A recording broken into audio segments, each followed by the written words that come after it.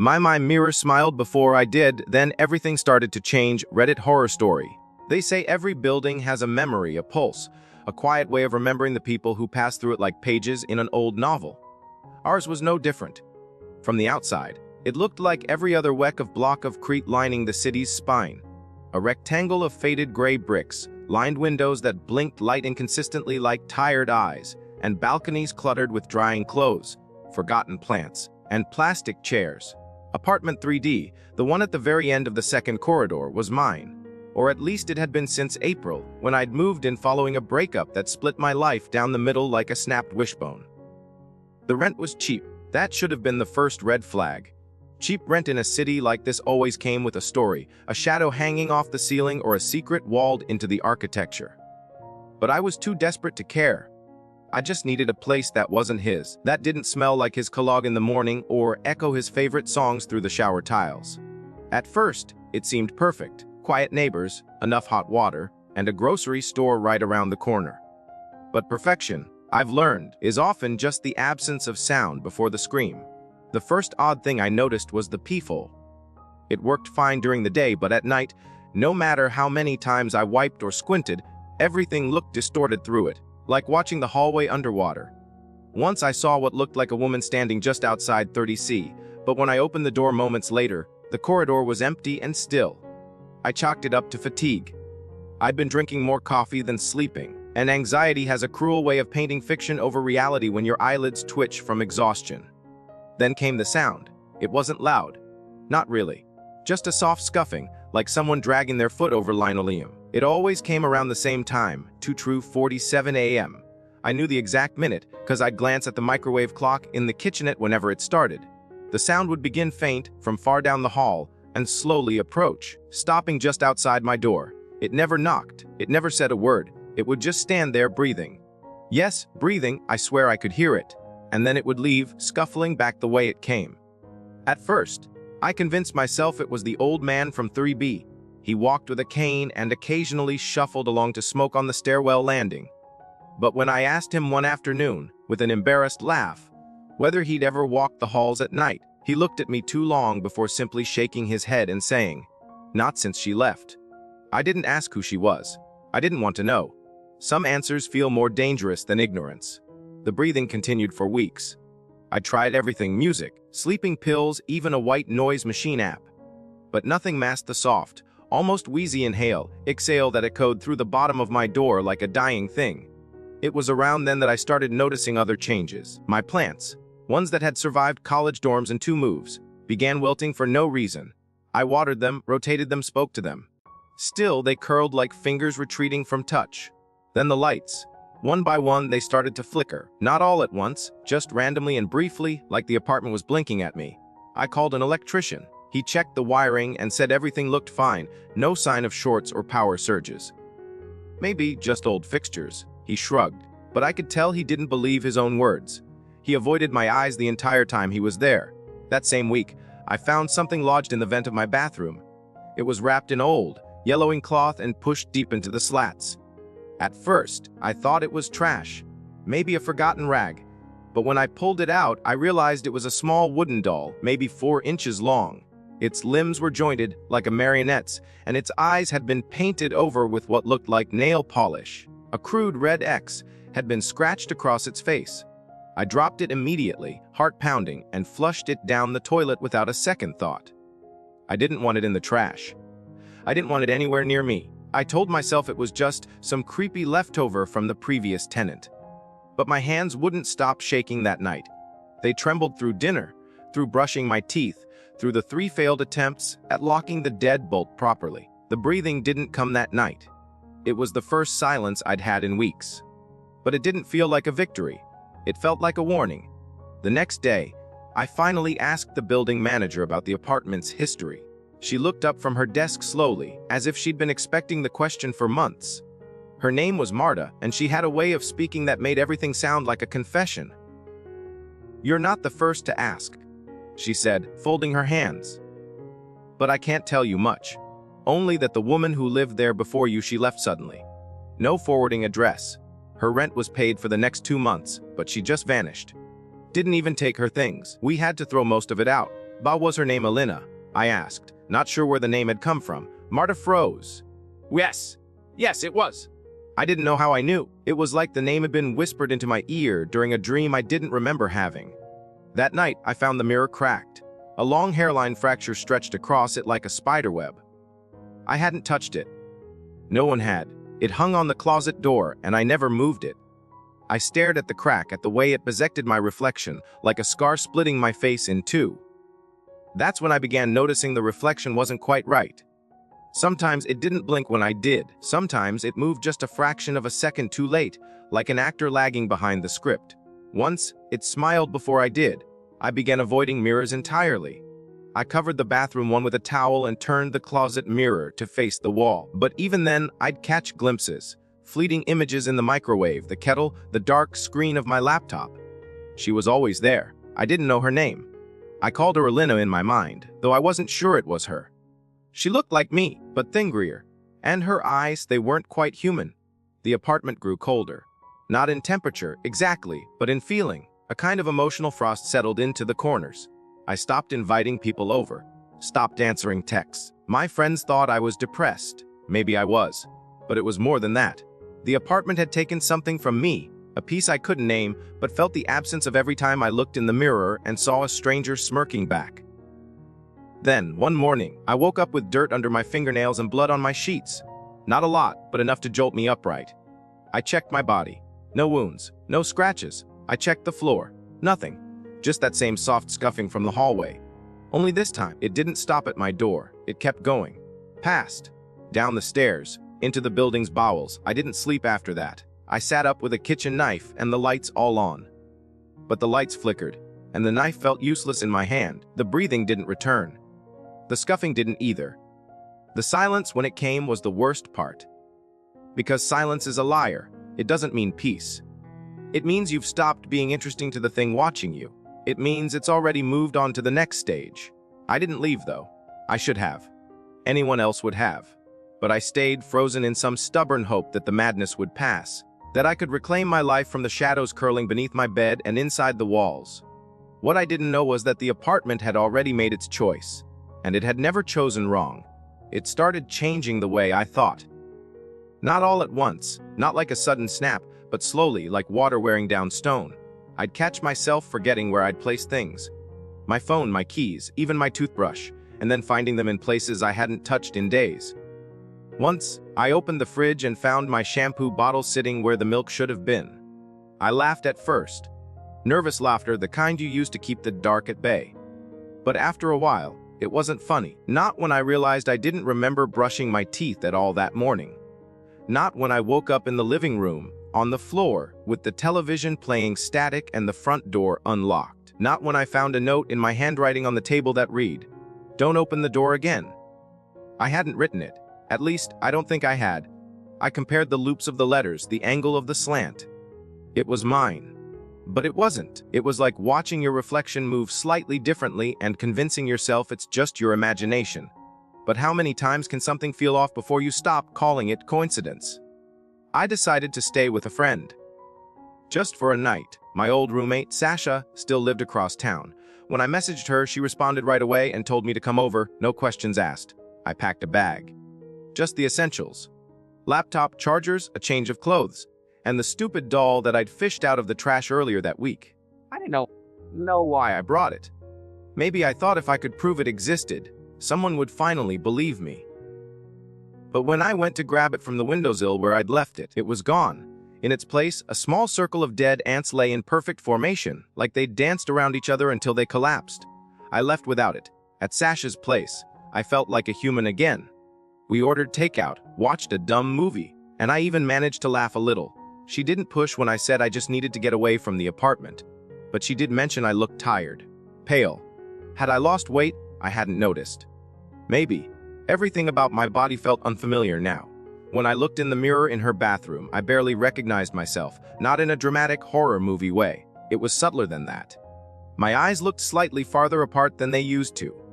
My lips thinner, like someone had tried to copy me from memory but got the details just slightly wrong. That night, I slept like I hadn't in weeks. No breathing, no scuffing, just sleep. When I woke up, it was still dark. I glanced at the clock. 2:47 a.m. My stomach dropped, the exact minute it always started. I sat up, heart pounding. Sasha's apartment was silent, but the hallway light outside her room flickered once. Then again. Then went dark. I held my breath, listened nothing. No footsteps, no voice, no, wait. There it was, breathing, but not outside the door, inside the room, right behind me. I turned so slowly my spine creaked. Nothing, no one. The room was empty. But I couldn't shake the feeling that something had been there, inches from my neck, watching. I didn't wake Sasha. I just sat there until sunrise, bag clutched to my chest, and left before she woke up. I told myself I needed to go back. To end it. That if I let the apartment win, I'd never be whole again. But the truth was simpler and darker. I was already tethered to it. Some part of me belonged there now. Or worse, something from it had followed me, wearing my skin like a borrowed jacket. When I returned, everything was exactly as I'd left it. Almost. The deadbolt was still locked, the light still on. But my bed had been made. I never made my bed. And on the pillow sat a new note. This one read, "Better now. Stay." I didn't recognize the handwriting. It looked like mine, but messier, like it had been written by a trembling version of me. I crumpled the paper, but the words lingered in my brain, etched behind my eyes. Better now. Stay. I started researching the building. Anything I could find. Old tenants, complaints, news articles. There wasn't much. A few vague posts about weird smells, a maintenance guy who quit suddenly, a rumor about a woman who'd locked herself inside 3D and refused to leave for months. But no police reports.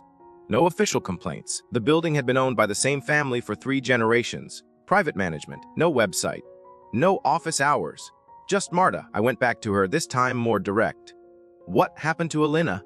I asked, standing in front of her desk, refusing to sit. Her eyes flicked up slowly, like lifting them required effort. "What do you want to know?" she asked. "Because she's still in there," I said.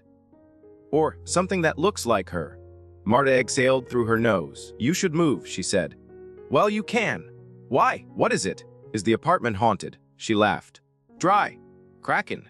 "No, not haunted. That would be easier. It's not a ghost. It's a wound. The kind that never closes. People bleed into it, and it remembers." I left without another word. I didn't want her stories. I wanted answers. Concrete, tangible. But every time I thought I had one, it dissolved into another question. That night, I left my phone on the kitchen table and set up the voice recorder app, just to see. I went to bed with every light on, knife under the pillow, didn't sleep, just closed my eyes and pretended. At 2:47 the scuffing began, slow, deliberate. It stopped outside the door as usual, then a knock, soft, rhythmic, 5 beats, then silence. I didn't move, didn't breathe.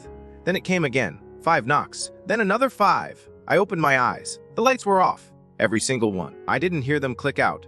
They were just gone. And in the darkness, the breathing began. But not from the door. From the closet. I turned toward it, expecting the mirror to be facing the wall. It wasn't. It had been turned back. I could see myself in it, only I wasn't in bed. I was standing in front of it, watching myself sleep. My reflection tilted its head, slowly, like a child confused by its own drawing. Then it raised one hand and waved. I screamed. Not like in movies. Not some powerful, blood-curdling cry. It was a whimper, broken and raw.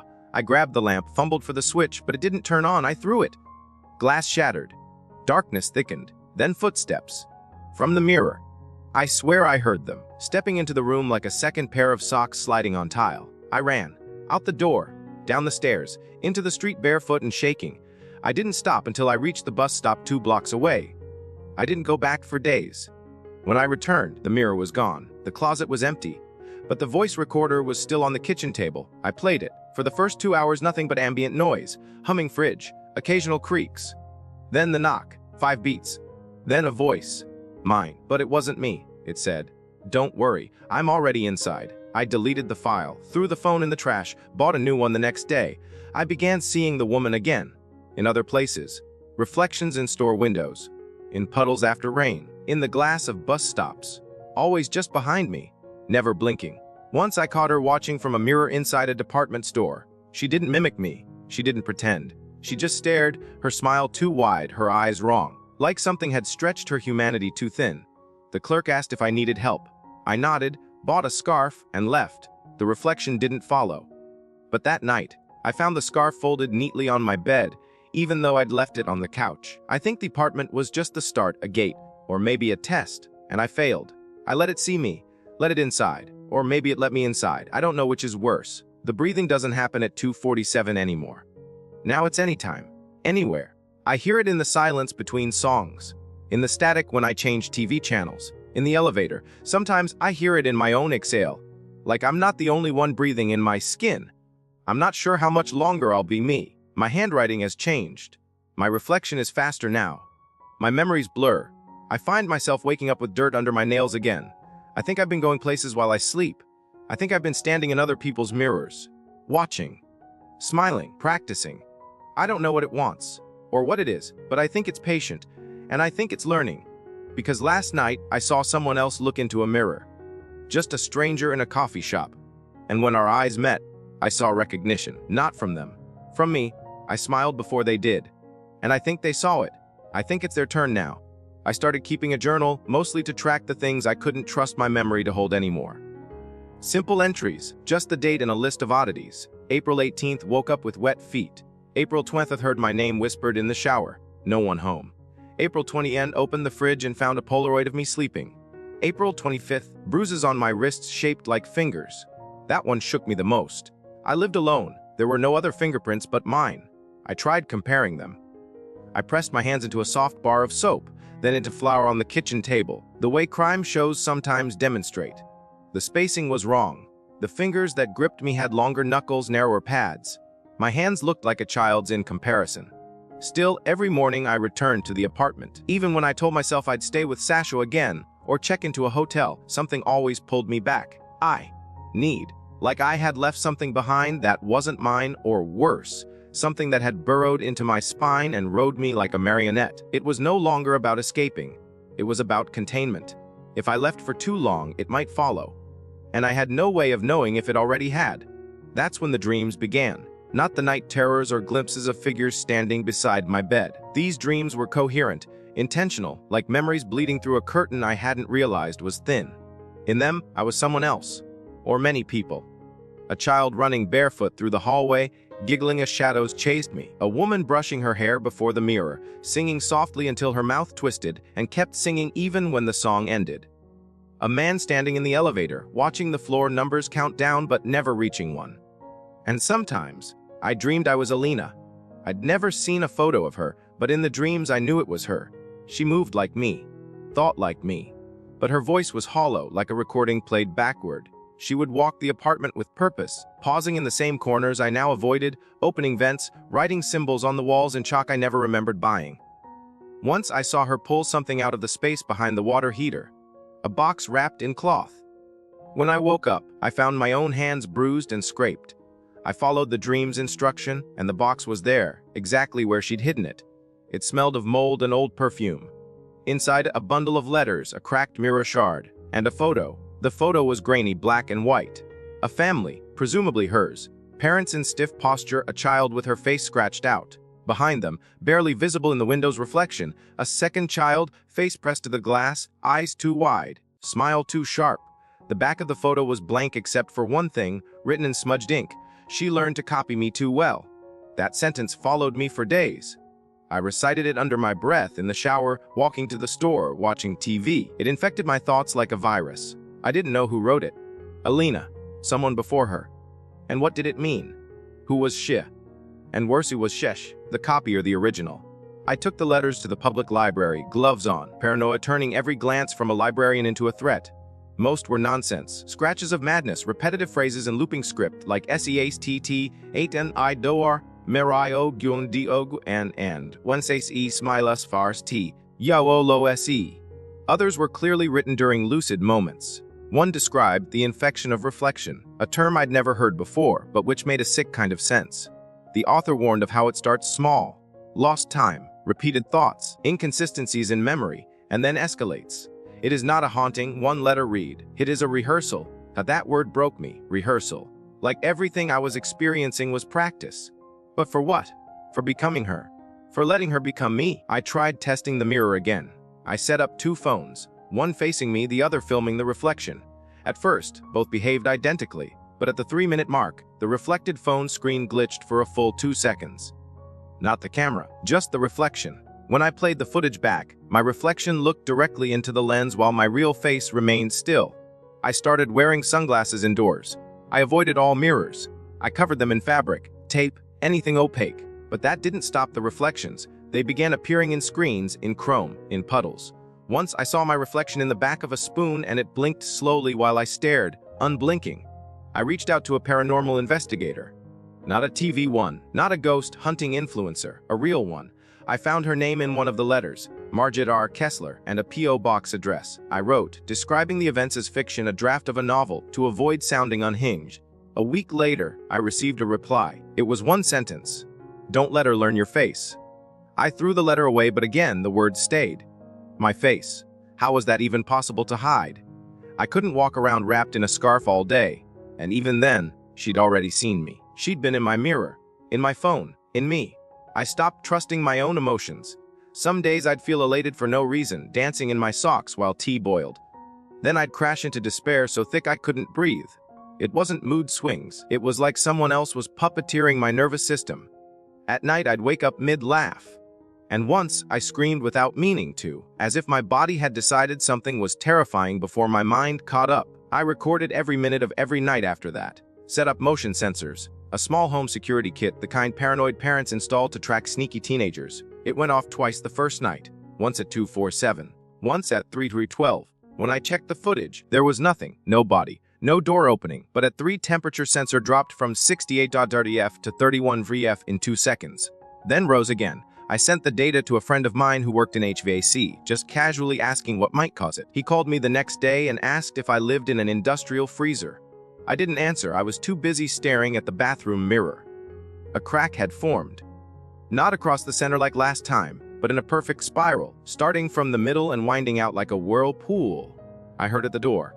From inside the walls, 5 knocks, then silence, then 5 more, the same rhythm from the hallway.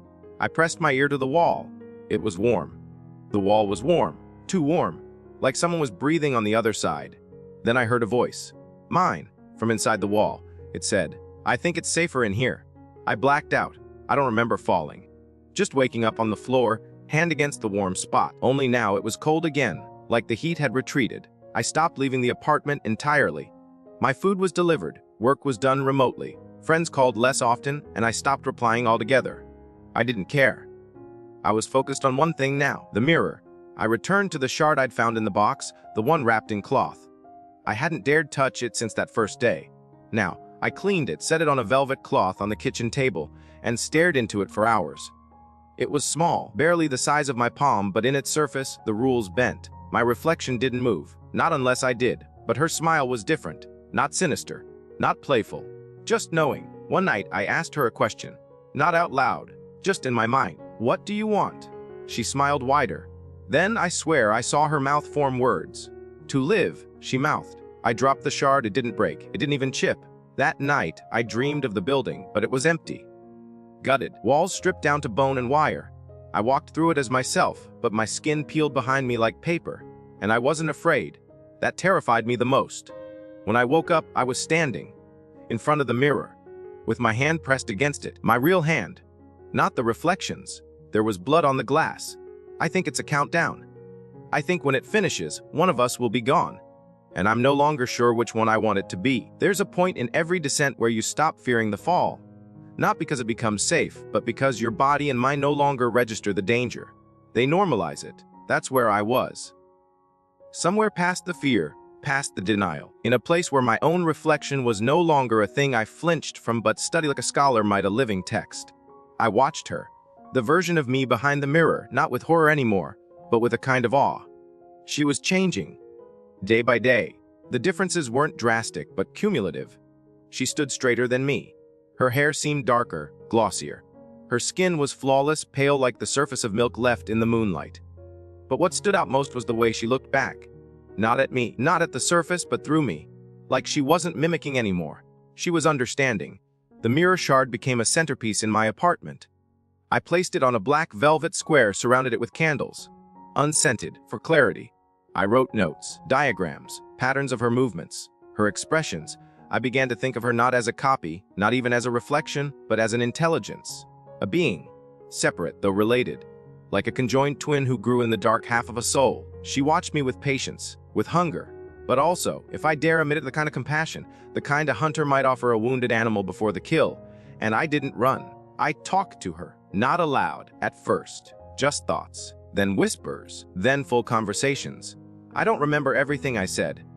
I'd enter these fugue states, mornings where my throat would ache from speaking, even though I'd been alone all night. I'd review the recordings and see myself, sitting cross-legged before the shard, speaking in a voice too calm, too rehearsed. Sometimes the pitch was off. Sometimes the voice didn't sound like mine at all. Once I played a clip where I asked her to show me what she saw. The camera froze, just for 2 frames, but when it resumed, my eyes were pitch black and my mouth was still moving while the audio had cut out completely. I should have smashed the shard then. But I didn't, because by then I had begun to see what she saw, not metaphorically. Literally, it started with flashes. I'd be brushing my teeth and suddenly feel water rush up my nose like I was drowning. Only there was no water. I'd be sitting on the couch and hear the ticking of an old clock I didn't own. Smell old perfume. Rosewater and something like copper. I began drawing floor plans in my sleep, waking up to symbols scrawled in soap on the bathroom tiles, circles with teeth, eyes with vertical slits, and once a mirror sketched in charcoal with a rope hanging from it. I researched the building again.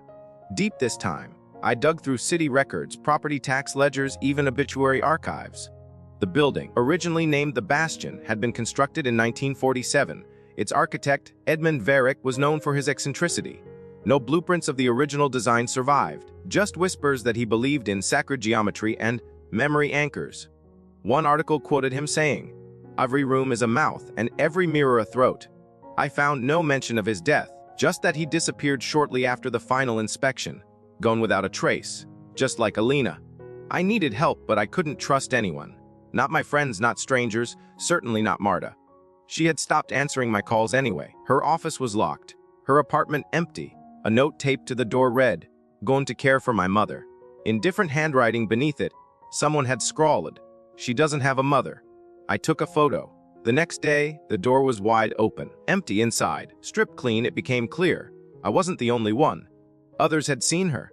Others had felt the pull of that thing inside the mirror. I searched forums, Reddit threads, obscure corners of the internet filled with people talking about the mirror woman. Other self, the backward girl. Most were dismissed as fiction, creepypasta, urban legend. But a few were raw, detailed, too vivid to be fake. One post, dated 7 years ago, stood out. She learns by watching. Every movement you make, she mimics until she can predict it. Then, she doesn't need the mirror. Then she's beside you. The post ended with a timestamp and 3 words. "It's my turn." I tried replying, but the account was inactive. When I clicked the profile, it redirected to a 404 error. I found the username in a database leak. Matched it to a man from Michigan.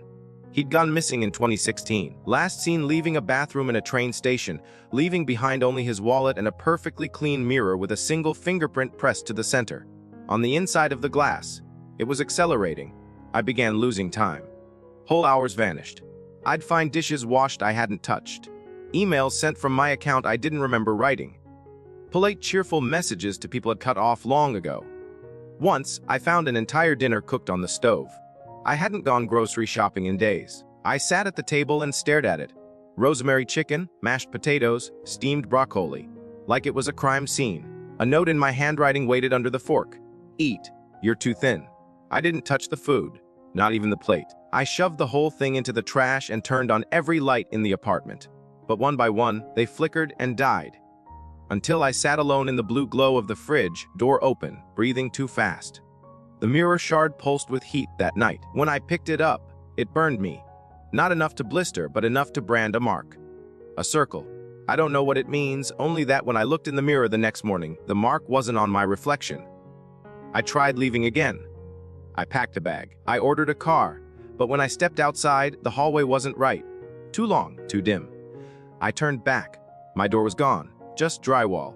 I walked the length of the hallway twice before finding the stairwell, but the stairs didn't descend properly. Each time I circled down, I ended back on the same floor. I tried the elevator, pressed the ground floor. It opened to a hallway I didn't recognize. Older, wallpaper peeling. Gas lamps instead of bulbs. I stepped out. The door slammed. The elevator disappeared. I walked for what felt like hours, through halls that bent the laws of physics. Stairs that led upward but ended lower. Doors that opened into the same room over and over. Then I found it a mirror. Full length. Free, standing. Covered in cloth. When I pulled the sheet off, she was waiting. Not behind the glass, in the room. She smiled. I did not. She raised her hand. I didn't move. She pressed her palm to the mirror. I felt heat bloom in my chest. Then she whispered something. I couldn't hear the words, but my ears rang. Blood trickled from my nose. And then I was back outside my apartment, bag still in hand. No time had passed. But I knew something had changed. I could feel her. Not in the mirror, in me. I haven't left since. The apartment is different now. It rearranges when I sleep. I wake up and the window faces the opposite building. The sink's on the wrong side. My bedroom door leads to the kitchen. Sometimes it rains only in the living room. I don't question it anymore. I just adapt. I am being made soft, malleable, mirror clay. Preparing, I write everything down, obsessively, in journals, on walls, on the backs of my arms. I don't want to forget. She wants me to. That's the trick. Not possession. Not violence. Just erosion, wearing me down until my edges match hers, and when we're indistinguishable, the swap will happen. I'll step into the glass and she'll step out. And no one will know. Not right away. She'll wear my face, my voice, my habits. She'll answer your texts. She'll smile just right. But if you look closely, you'll see it. The way she blinks a second too late. The way her laugh cuts short. The way she always seems to look through you instead of at you. And by then, it'll be too late. But maybe this is the way it's always been. Maybe I was never the original. Maybe I was the copy, given flesh to study the world.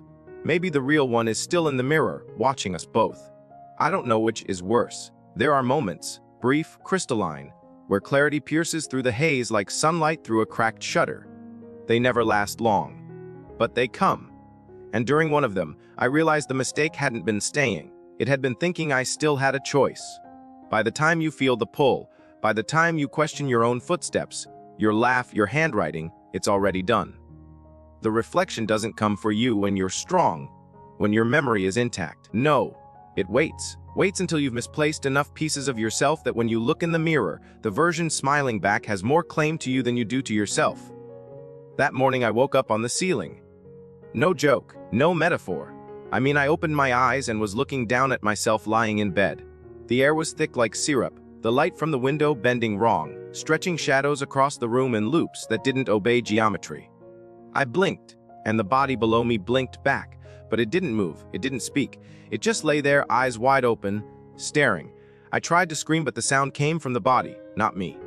That's when I realized I wasn't in control. Not of the body, not of the breath. I was an echo caught between reflections, floating like dust on light. The ceiling melted then, slowly, quietly, like a sheet of ice under flame. I fell. Or maybe I descended. There was no impact. Just the sensation of being absorbed. When I looked around, I was back in the apartment. But it was cleaner, brighter, too perfect. The mirror shone with impossible polish. The air smelled like lavender and antiseptic. I walked to the kitchen and there she was. Me or her, or whatever you want to call the thing that now wore my face. She was humming, making tea. And when she turned to face me, she smiled so gently, so naturally, I almost smiled back. Almost. Then she held up a cup, offered it to me. "You're thirsty," she said, but I didn't hear it with my ears. It was inside me, vibrating through bone. I didn't take the cup. I backed away. She sighed. Not angrily, but with the wary patience of someone who has repeated a lesson too many times. "You can't stay between," she said. "You have to choose." That's when I realized I wasn't hallucinating. I wasn't dreaming. This place, this version of the apartment, it was the space between the mirror and the world, the seam, the threshold, a place that wasn't supposed to be inhabited, not for long, a buffer zone. And I had slipped into it, or been pulled. The longer I stayed, the more I felt myself unraveling. Memories began mixing. My first kiss had her face now, not mine. The scar on my knee changed sides. I remembered birthdays I'd never had, fights I'd never won. Her life was folding into mine, seamlessly, like pages being shuffled until you couldn't tell which chapter belonged to which story. The worst part, it didn't feel wrong. It felt natural, comfortable, like I'd been trying to wake up from someone else's life and had finally succeeded. She approached me then. Close. Her breath fogged the air, though the room was warm. She whispered, "Do you want to go back?" I nodded, a single, desperate movement, and she stepped aside, revealing a mirror that hadn't been there before. Large, oval, frame carved with eyes, dozens of them, open, watching. My reflection was there, but it was hesitant, flickering, like it didn't know whether to copy me or guide me. I touched the glass. Cold, then warmer, then burning. I pushed through. When I woke up, it was 3 days later. Sasha was standing over me, pale, shaking, her phone in one hand, dialing emergency services with the other. She said I had been lying on the bathroom floor, non-responsive, door locked from the inside. No sign of forced entry. She'd climbed through the fire escape to get in. I wanted to speak, to tell her everything, but my voice cracked like static. My body moved like wet cardboard. Every part of me felt misaligned. At the hospital, they found nothing. No trauma, no drugs, no evidence of a stroke. They called it dissociative exhaustion, a breakdown. But I knew better. Something had been displaced in that in-between place. And I wasn't sure all of me had come back. Or worse, I wasn't sure I had returned alone. Things were different now. Sasha didn't notice. None of my friends did. To them, I was just tired, healing. But I felt it, the constant presence just behind my eyes, the echo of thoughts that weren't mine. I'd reach for a glass of water and pause, not because I forgot where it was, but because I wasn't sure which hand was mine. I'd speak, and halfway through a sentence, I'd forget what emotion I was supposed to express. Joy, sarcasm, dread. The mirrors were patient at first. For a while, I avoided them. But over time, they found ways back into my periphery, phone screen reflections, car windows, spoon backs, and slowly they began to show her again, just for a flash. A grin too wide, a wink I didn't make. Once, I sneezed and watched her not react at all. That's when I stopped sleeping. Because the dreams weren't dreams anymore. They were memories. Hers. I'd see her walking the halls of the building, opening doors that didn't exist, talking to people whose faces were blurred like smudged paint. I saw her learning, mimicking, practicing. I watched her stand in front of a dozen mirrors and rehearse, blinking, smiling, laughing. She was preparing for something, and now she was using me as her access point, a vessel. The worst moment came during a video call. A coworker said, "You blinked weird." I laughed it off. "What does that even mean?" He shrugged. It was like both eyes didn't move together. I don't know, it looked off. I ended the call early, ran to the bathroom, stared into the mirror, blinked. 1, 2. But then, just once, my left eye stayed open a half-second longer. Not because I made it. Because she did. I stopped trying to stop her. I began journaling again, not for myself, but for whoever came next. I knew what the pattern was now. First the mirror, then the mimicry, then the erosion. Finally, the breach. I was in the third stage, and the final one was coming. But I didn't know when. I didn't know how. Only that it would be permanent, irreversible. I started marking objects in my apartment. Red tape on the edges of doors, pins on fabric, a black dot on the corner of every photo I'd taken of myself. That way, if the positions changed, I'd know. But soon, the dots began appearing on things I hadn't marked. Photos I'd forgotten I even took, drawings. Screenshots. Digital images. The mark had spread. She was using it as a symbol. Not of mine. Of hers. One morning, I found my own reflection wearing different clothes. I blinked. Gun. But I knew it was a rehearsal. She was testing how far she could go, what she could change without resistance. So I stopped resisting. I gave her the mirror, the shard, the apartment. I let her take over the daily routines. Brushing, answering messages. It was easier that way. Less painful. The more I let her lead, the less the transition hurt. I stayed in the back of the mind. Watched. Learned. Listened. She was so good, even Sasha didn't know. Not at first. But then came the coffee mug. It was small, stupid, a pink cup with a chip on the handle. Sasha had given it to me after our first concert together. A joke between us, I always drank from it, always held it in my right hand. That morning, held it in my left. Sasha noticed.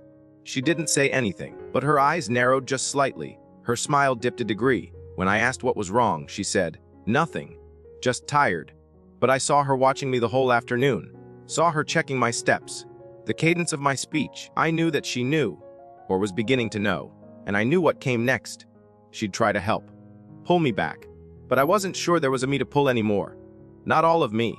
Just a scattered constellation of memory and instinct, floating somewhere inside a face that no longer belonged entirely to me. That night, I looked in the mirror one final time. She was beautiful, controlled, precise, and she said, without moving her lips, "Almost ready." I nodded. I didn't know if she meant her or me. Because maybe I wasn't the host. Maybe I was the rehearsal. The last morning didn't begin with dread. That was the most terrifying part. I woke up calm. The light filtering through the curtains was soft, golden, even comforting. My sheets were tucked perfectly, my clothes already laid out. A gray sweater I hadn't worn in months and jeans I didn't remember washing. My feet moved without me, padded over to the kitchen where the kettle was already whistling. The smell of tea hanging in the air. It was as if the day had been scripted in advance and my body was simply following cues. I didn't fight it. Not anymore. Not because I gave up. Because I wasn't sure I was the one deciding to resist. As I poured the tea into the chipped pink mug Sasha had given me, I turned it slowly, examined the worn handle, the little chip that had become my anchor to something real. But even that had begun to feel artificial, like a memory implanted rather than lived. My reflection in the kitchen window stared back, perfectly synchronized. For the first time in months, there was no delay. No flicker. No distortion. She wasn't behind me. She was me. The bathroom mirror, the largest one in the apartment, had remained covered for weeks. I had avoided it like a wound I didn't want to reopen. But today I pulled the cloth down. My hands didn't tremble. My breath didn't stutter. The mirror greeted me not like a door to another world, but like a stage that had waited long enough for the star to arrive. There I was. Clear. Unchanged. Except I wasn't blinking. The reflection stared without movement. While I waited for it to catch up, it didn't. Instead, it smiled, slow, deliberate. The kind of smile you make when a long plan finally reaches its end. Then she raised her hand, and I felt mine move. Not because I wanted it to, because she did. I took a step back. The reflection stayed still. A pause, a test. I raised my hand again, my left. She raised her right, no longer mirroring, matching. The mirror didn't separate us now. It connected us. I reached behind me, grasped for the mirror shard I had wrapped and stored in the drawer beneath the sink. It was warm, vibrating faintly like a creature breathing through glass. I held it tight, walked to the window, and looked down at the street 3 floors below. Children played. A man walked his dog. The world, beautifully unaware of what walked among it. She whispered then, not in words but in thought, "Let me show you." And I let her. Just for a second, it was like opening a door behind your eyes and stepping through. I saw everything. The mirrors beneath lakes hidden in the eyes of statues, carved into walls in ancient ruins. The copies, the rehearsals, the ones who had crossed over and replaced the originals so cleanly the world never noticed. I saw civilizations that collapsed not from war or famine, but from forgetting which faces were their own. I saw a house made entirely of reflections, standing at the center of a void where the originals wandered like ghosts, still believing they were real. And I saw her, not just in me, in hundreds, thousands. They were ready. And I was just the final draft. I staggered back, gasping. Sweat poured from my skin, my nose blood again. A slow trickle down my upper lip, warm and iron-rich. I dropped the shard. It didn't break. Of course it didn't. I ran. Down the hallway, past the stairs, past Marta's door. Still boarded, still silent. I pushed the elevator button until my finger itched, then sprinted down the fire escape. I didn't stop running until I reached Sasha's building. I banged on her door like I was possessed. Maybe I was. She opened wide, robe half on, hair wild. I didn't give her time to ask. I just said, "It's not me anymore." To her credit, she didn't slam the door. She let me in, sat me down, held my hands even though they shook violently. "Tell me," she said. "Everything." So I did, for hours. And when I finished, when the sun had risen fully and the city noise filtered in through her windows like background static, she did the one thing I didn't expect. She believed me. "I've noticed," she said. "Small things. The way you tilt your head. The way you repeat phrases. You haven't said coffee first in weeks. That used to be your motto." I laughed. "Or something like it. More an exhale with teeth." We made a plan. To leave. To find others. There had to be others. We'd seen the forums, the messages, the footprints left by the ones who came before me. If I could resist just a little longer, maybe I could warn someone. Maybe it wasn't too late. But when I returned to my apartment, everything was gone. Furniture, walls. Even the mirror. The apartment was a shell, just concrete and dust. No number on the door. No record at the landlord's office.